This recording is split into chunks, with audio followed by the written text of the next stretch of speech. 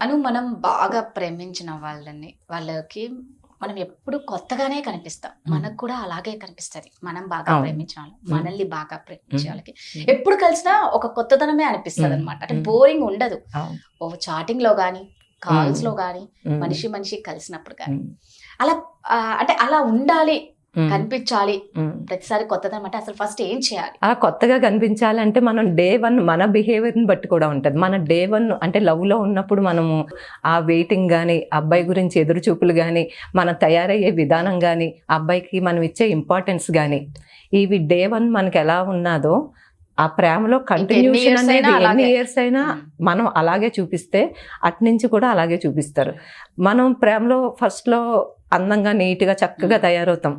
తయారయ్యి అట్రాక్షన్ అంటే అతని దృష్టి ఎటువైపు వెళ్ళకూడదు, మన వైపే ఉండాలనేది సాయశక్తిలో చేస్తాము. ఎప్పుడైతే ఈ రిలేషన్షిప్ అనేది ఓల్డ్ అవుతా ఉందో వీడే కదా అని మనం లైట్ తీసుకొని మామూలు నార్మల్గానే ఉన్నాం అనుకో, అది నెమ్మదిగా తగ్గిపోతూ ఉంటుంది. అంటే మనం చూసే కళ్ళతో కూడా ఉంటుంది.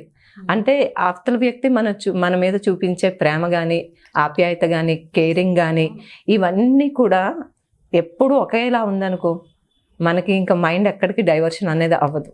ఆ ప్రేమ అనేది ఎప్పుడు డే 1 ఎలా ఉందో అలాగే ఉంటుంది.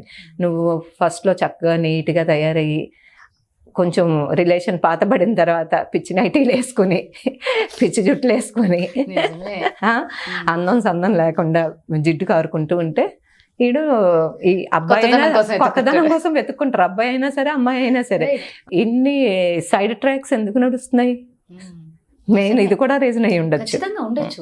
అమ్మాయి అనే కాదు, అబ్బాయి కూడా మెయింటైన్ చేయాలి. ఫస్ట్ అమ్మాయితో ఎలా ఉన్నాడో అలానే ఉంటే అమ్మాయి వదలదు కదా, నీకు ఇంపార్టెన్స్ ఇస్తుంది. నువ్వు కూడా జిడ్డు కాల్చుకొని నువ్వు ఎంతసేపు, అందుకే అమ్మాయిలు అంటారు చూసావు, ఎంతసేపు ఎక్కడ చూసినా అమ్మాయినే నీట్ గా రెడీ కావాలి, అమ్మాయే చెత్త నైటి అని అంటారే కానీ అబ్బాయిల గురించి ఎవరు చెప్పడు. ఆడు కూడా నీట్ గా ఉంటే కదా ఇక్కడ ఫీల్ వస్తుంది. అంటే ఎప్పుడైనా సరే రిలేషన్ లో ఒకళ్ళే కాదు, ఇద్దరు సమానంగానే ఉండాలి. ఇప్పుడు చూడు, కొన్ని జంటలను చూస్తే ఎంతో ముచ్చటగా ఉంటది. వాళ్ళు చక్కగా తయారవుతారు, ఎంత ముసలోళ్ళైనా సరే చక్కగా తయారవుతారు, రొమాంటిక్ గా మాట్లాడుకుంటారు. ఏదైనా ఫంక్షన్స్ లో చూస్తూ ఉంటాం కదా, సేమ్ డ్రెస్లు వేసుకుంటారు, డాన్సులు చేస్తారు. అంటే వాళ్ళకి డే 1 ఏం ఫీలింగ్ ఉందో అప్పుడు అదే ఫీలింగ్ ఉంటుంది. అలా మన ప్రవర్తన అనేది ఉండాలి. సో మనసు నిండా ఏంటంటే అబ్బాయి మనసులో ఆ అమ్మాయే ఓ ప్రింట్ ముద్ర వేసిపడి ఉంటుంది, అమ్మాయి మనసులో ఆ అబ్బాయి ఉంటాడు. కాబట్టి వీళ్ళకి ఇంకా అవతల చూడడము, కోరుకోవడం అనేది ఏది ఉండనప్పుడు ఇంట్రెస్ట్. అంటే కొంతమంది ఎలా ఉంటారంటే, వైఫ్ అండ్ హస్బెండ్ అయినా ప్రేమలో ఉన్నప్పుడైనా సరే అమ్మాయికి కానీ అబ్బాయికి కానీ కొత్తదనాన్ని చూపించాలనుకుంటారు. అంటే ఇప్పుడు అబ్బాయి బర్త్డే అయింది, వాడికి తెలియకుండానే మంచిగా వీళ్ళు తయారవడమే కాదు, ఏదో ఒక మంచి సర్ప్రైజ్ అనమాట, ఒక గిఫ్ట్ కానీ ఏదైనా ఒక కేక్ కటింగ్కి ఎక్కడైనా ప్లాన్ చేయడం కానీ, తెలియకుండానే వాళ్ళ చిన్ననాటి ఫ్రెండ్స్ అందరినీ గ్యాదర్ చేసి పిలవడం కానీ.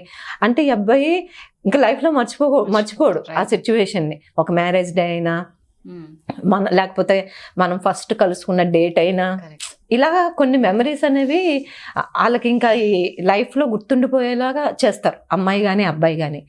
అలా చేస్తూ ఉంటే ఎప్పుడు లైఫ్ అనేది కొత్తదనాన్ని వెతుక్కుంటూ ఉంటారు. అంటే అప్పుడు మనకి ఎంత వయసు వచ్చినా సరే అది ఓల్డ్ అయిపోయామన్న ఫీలింగ్ ఉండదు.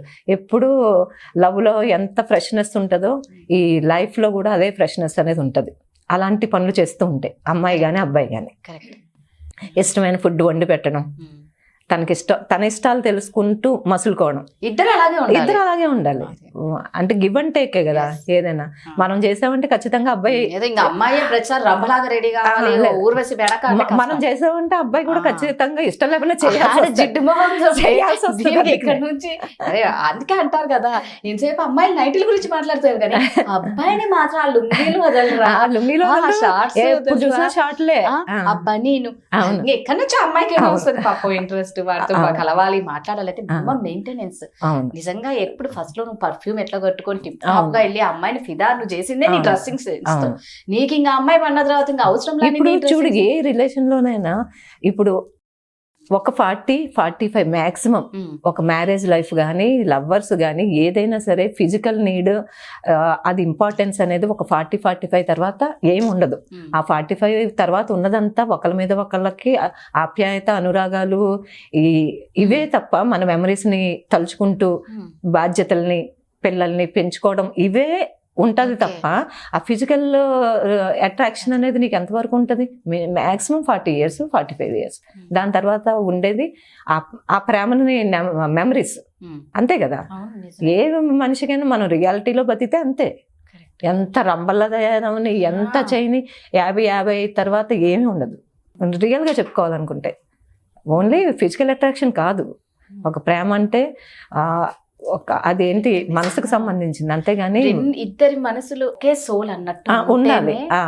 అంతేగాని ఫిజికల్ నీడ్ ఉన్నంత కాలమే నువ్వు నాకు రంబవి నువ్వు నాకు హీరోవి కాదు కదా. ఆఫ్టర్ 40-45 years తర్వాత కూడా నువ్వు ప్రేమలో ఉన్నప్పుడు పెళ్ళైన కొత్తలో ఎలా ఉన్నావో లైఫ్ని అలా లీడ్ చేయగలగాలి. అంత ప్రేమగా ఇచ్చిపుచ్చుకోగలగాలి. అది రియల్ లవ్ అంటే. వాళ్ళకి ఎప్పుడు కలిసిన ప్రతిసారి ఒక కొత్తదనం. అందుకే ఇప్పుడు 80-85 years లో వాళ్ళకి ఏముంటది? అయినా సరే వాళ్ళు మన జనరేషన్కి వాళ్ళు యాక్టివ్గా ఉంటూ వాళ్ళు ఒకరినొకరు వైఫ్ అండ్ హస్బెండ్ వస్తారు, వెరీ ఓల్డ్ పీపుల్. ఆ టైంలో వాళ్ళు లవ్ మ్యారేజ్ చేసుకున్నారు. ఆయన పేరు సరిగా నాకు గుర్తు రావట్లేదు కానీ ఇండియన్ సూపర్ సింగర్స్లో లాస్ట్ వీక్ కూడా చూశాను. ఆయనకి ఏంటి 90 years 95 years wife and husband ఇద్దరు వస్తారు. ఎంత రొమాంటిక్గా యాంకర్స్ జోక్స్ వేస్తే ఎంత రొమాంటిక్గా వాళ్ళ లవ్ మెమరీస్ చెప్తూ ఎంత రొమాంటిక్గా ఉంటారో ఈ వయసులో కూడా. అదే వాళ్ళకి ఆరోగ్యము ఆనందం. అవును, ఖచ్చితంగా. ఒక 80 years తర్వాత మనం ఆరోగ్యంగా ఉన్నాము అంటే వాళ్ళిద్దరి మధ్యన ఉన్న బాండింగే. సూపర్, నిజంగా నువ్వు అన్నది 100% కరెక్ట్. అదే ఆరోగ్యం ఆనందం. అవును, అందుకే ఏ వయసుతో సంబంధం లేకుండా ఎప్పుడు కూడా ప్రేమ అనేది day 1 ఎలా ఉన్నదో స్టిల్ మన చనిపోయే వరకు అది మెయింటైన్ చేయాలి. అది నేను కోరుకుంటున్నాను. Super, thank you.